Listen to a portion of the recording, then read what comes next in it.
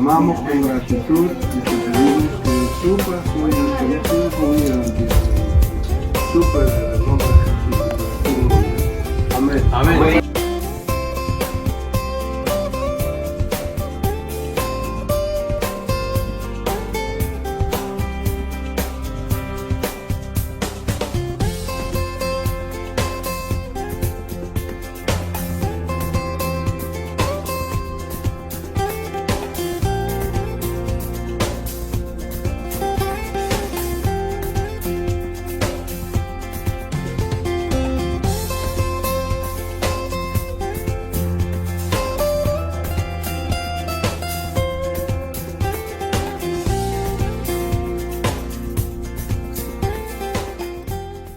Dios está en este lugar.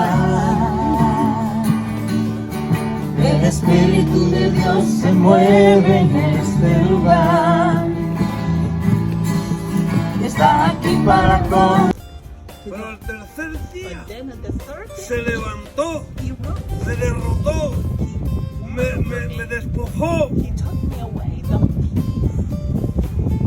Cristo es el más fuerte. Es el que tiene el dominio sobre el monte, sobre el sol, sobre el aire.